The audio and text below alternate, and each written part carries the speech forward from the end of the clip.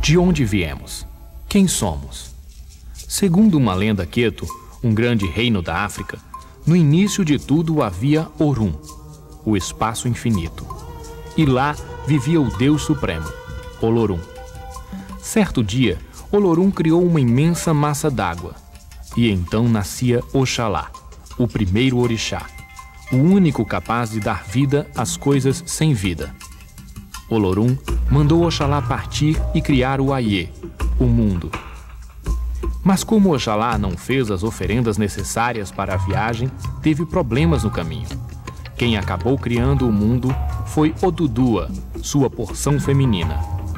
Para consolar Oxalá, o Deus Supremo lhe deu outra missão, a de criar os seres que habitariam o Ayê. Assim, Oxalá usou a água branca e a lama marrom para criar peixes azuis, árvores verdes e homens de todas as cores.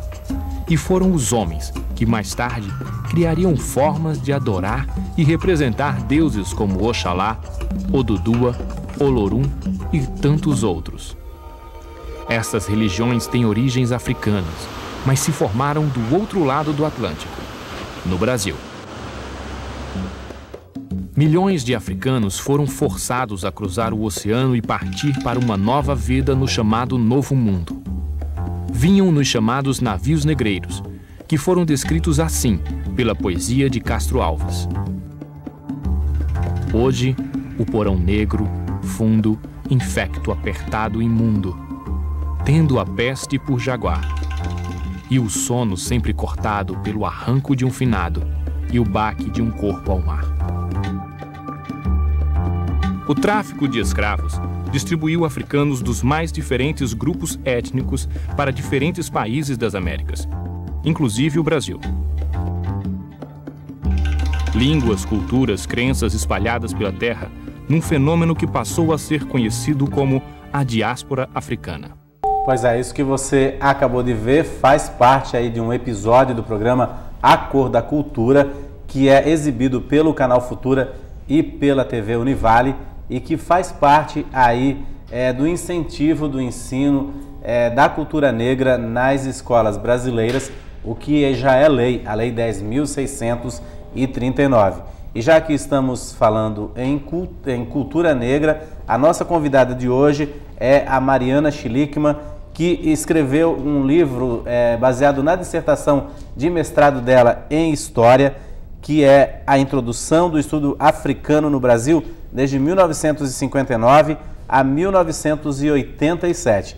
Então, vamos falar um pouco aí com a Mariana, saber aí como é que foi essa pesquisa e como é que foi feito, como é que surgiu o estudo, né, estudo da africanos aqui no Brasil. Obrigado pela sua presença, Mariana. Obrigada. Parabéns pelo livro aqui, né? O livro que está aqui, a introdução dos estudos africanos no Brasil, entre 1959 e 1987. Você lançou essa semana lá em Balneário Camboriú, né? Sim. Mariana, como é que despertou, né, em você para construir essa pesquisa da dissertação de mestrado sobre esse tema? Obrigada pelo convite, é um prazer estar aqui. Esse tema de pesquisa começou a me interessar durante a graduação. Eu fui, durante praticamente toda a minha graduação, bolsista do Núcleo de Estudos Afro-Brasileiros da Universidade do Estado de Santa Catarina. Então, lá eu comecei a minha formação nessa temática, e quando a gente começa a estudar África, a gente se apaixona profundamente. Então, durante a minha problemática de mestrado, eu decidi dar continuidade, e eu decidi estudar como se começou a estudar África no Brasil, por que se começou a estudar África no Brasil, e quem foram os principais agentes para consolidar esse campo, que é considerado, perto das outras áreas da história, um campo recente. Então, é interessante, né? E como é que foi essa descoberta? Como é que foi a construção dessa pesquisa? Olha, a construção dessa pesquisa, na realidade, eu mapeei toda a produção brasileira brasileira acadêmica sobre o assunto. Então, há alguns pesquisadores estrangeiros que são importantes nessa temática, mas a minha prioridade foram os brasileiros. Então, eu mapeei todas as dissertações de mestrado, todos os livros publicados sobre esse tema. Não só na área de história, que é a minha área, mas abarcando todas as ciências humanas. Então, a partir daí, eu consegui delimitar quais foram os principais temas que esses pesquisadores abordaram, quais foram as principais fontes, os principais autores que eles usaram, qual foi a formação deles e como que eles se interessaram por África. Isso foi importante porque deu para perceber que eles estavam todos em consonância com os acontecimentos daquele momento. Porque a década de 50 e 60 foi muito efervescente no continente africano. Mais de 20 países conquistaram a independência, então era uma efervescência política, cultural muito grande e que estava despertando a atenção do mundo inteiro. E as questões como colonialismo, apartheid, eram muito fortes nesse momento. E esses pesquisadores brasileiros estavam todos trabalhando com isso, com esses temas que eram atuais, que eram pertinentes naquele momento, que o Brasil tinha que se posicionar com essas questões contra ou a favor do colonialismo, apoiando ou não Portugal, que ainda teve colônias até o final de 80. O apartheid, no começo o Brasil apoiou o apartheid, depois se posicionou contra. Então, o governo brasileiro estava muito presente nessas questões e apoiando as pesquisas acadêmicas, porque o Brasil não conhecia o continente africano. Então, conhecia do regime escravocrata na sim, realidade, né? Na realidade, né? Na realidade, quando o Brasil conquistou a independência, um dos critérios para Portugal reconhecer era que o Brasil não teria nenhum tipo de relacionamento com as colônias portuguesas, porque o medo era que principalmente Angola virasse uma colônia brasileira, porque praticamente era mais brasileira do que portuguesa Angola. Então, a partir daí, oficialmente, o Brasil cortou laços com o continente africano. Continuou só com uma embaixada no Marrocos, mas não existia mais nenhum tipo de contato diplomático, nenhum contato oficial do governo brasileiro. Houve esse ato, apesar da proximidade com a língua, é isso? Isso. Então, chegou a década de 50 e 60, essa efervescência cultural, o Brasil precisando com a ditadura, buscando novos parceiros comerciais, o continente africano estava ali, diversos países, né, nessa efervescência. Na busca desses contatos, o governo começou a incentivar esses estudos. Então, é tudo conectado ao interesse acadêmico, o interesse político, o interesse cultural. Nesse livro eu consigo fazer esse link de mostrar como tudo está conectado. E como que essas pesquisas colaboraram aí, né, para essa reaproximação com os países lusófonos, os países de língua portuguesa, principalmente? Sim. Moçambique, Angola, né? Sim, os grandes parceiros comerciais no Brasil nesse momento primeiro foi a África do Sul, até o Brasil se posicionar contra o apartheid, depois Nigéria, e daí Angola, Moçambique e Guiné-Bissau.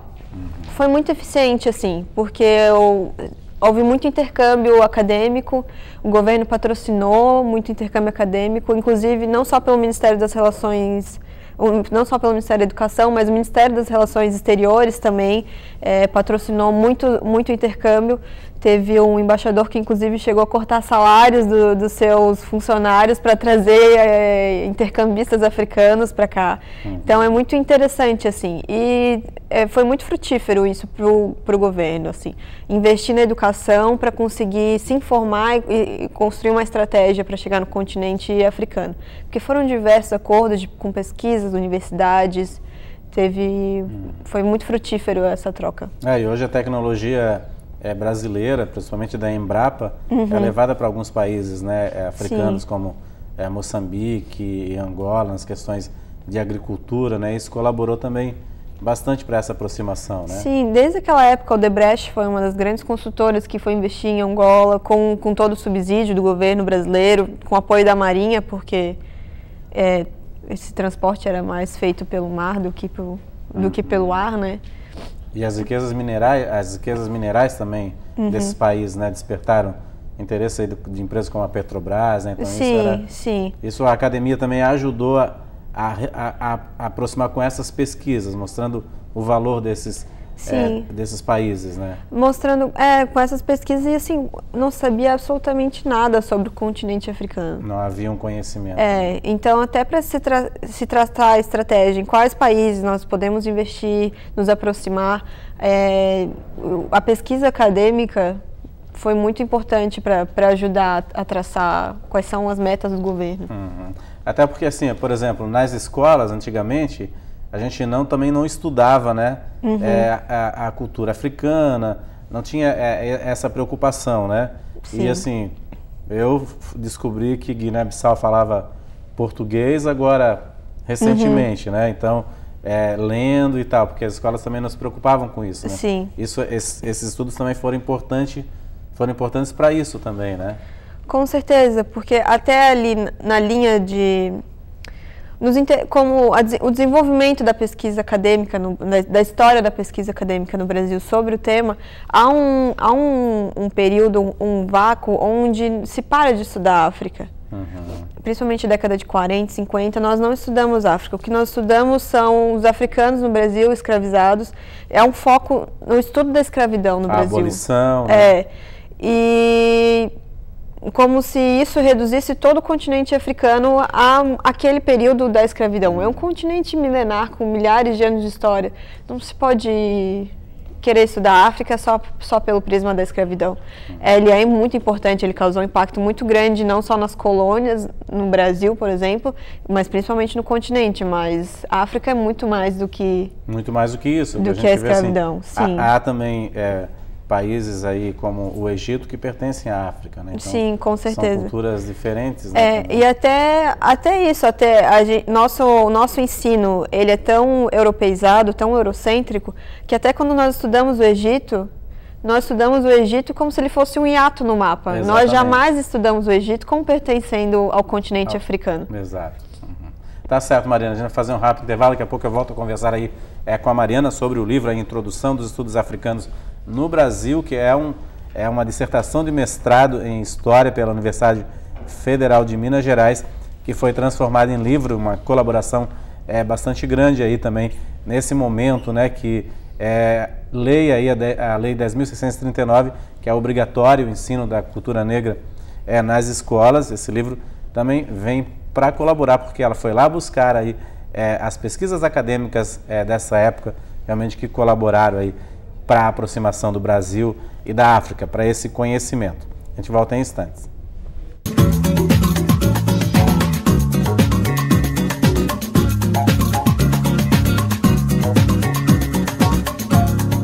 Olá, estamos de volta com o painel Univale. Hoje o nosso assunto é a África.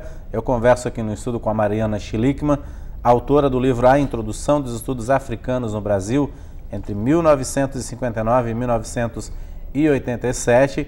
O livro aí foi a transformação da dissertação de mestrado em História pela Universidade Federal de Minas Gerais e mostra aí os trabalhos acadêmicos em torno dessa temática que é a África, que, como a Mariana falou no primeiro bloco, houve aí um distanciamento do Brasil com esses países e uma falta de conhecimento. Então, esses trabalhos acadêmicos foram importantes aí para que o Brasil voltasse a conhecer esses países que foram tão importantes para a história e para a formação também do Brasil, né, Mariana? É isso, Sim, né?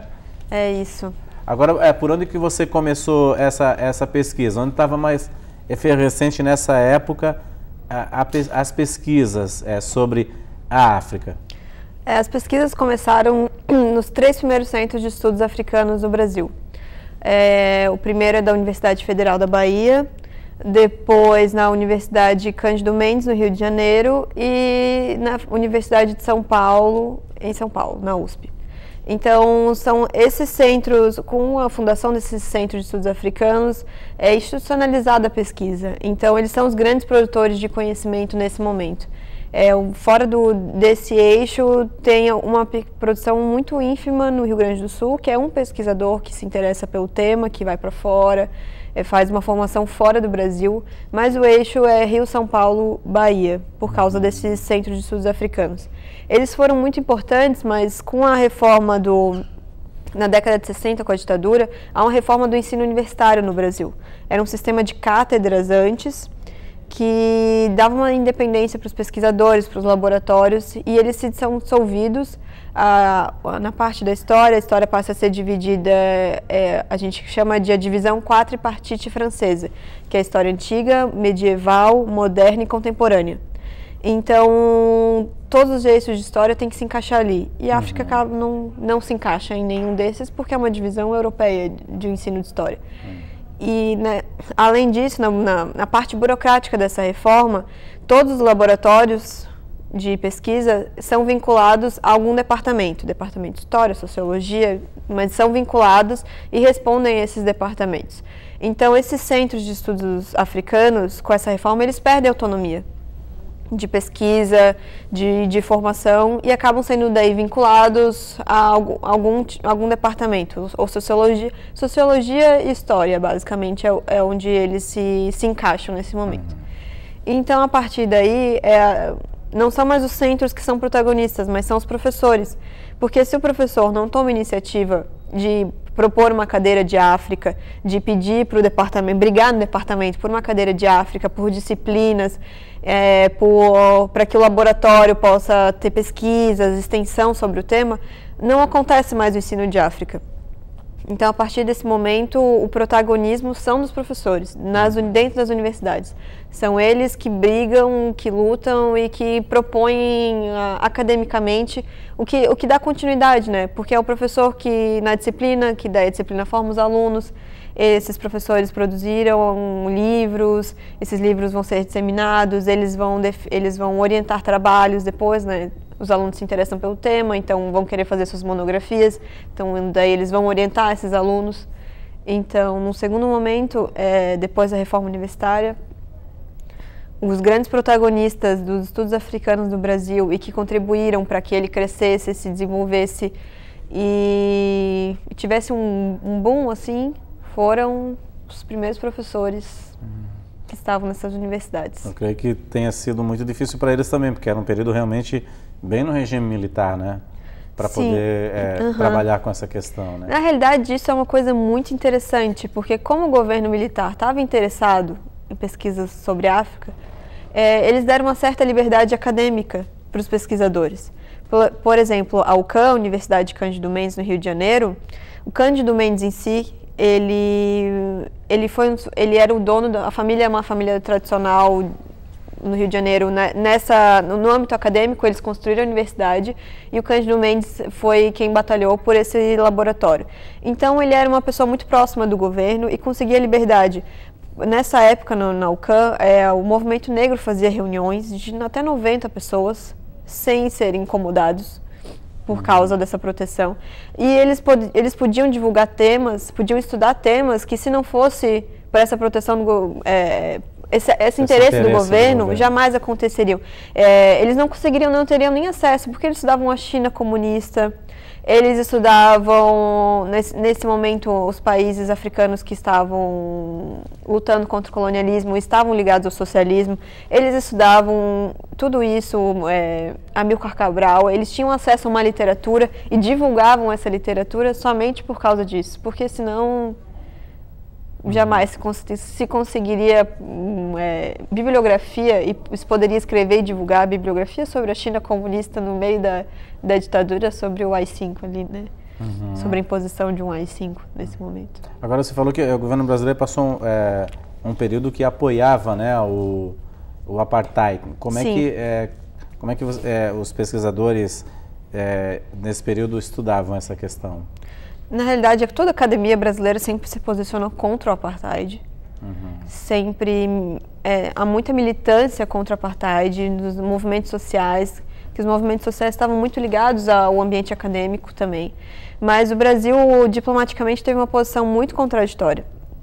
Na realidade, a África do Sul foi o primeiro país que o Brasil estabeleceu contato depois da independência. Em 18 começou as relações comerciais.